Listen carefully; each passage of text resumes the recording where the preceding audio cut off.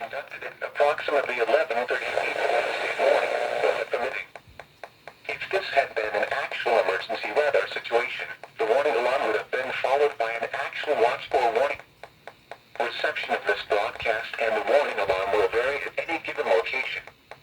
This variability, normally more noticeable at greater distances from the transmitter, will occur even if you are using a quality receiver in perfect working order.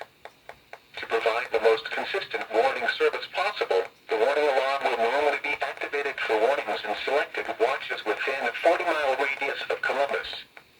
This area includes the following counties within the Columbus listening area: in Georgia, Chattahoochee, Harris, Marion, Muskogee, Stewart, Talbot, and Webster.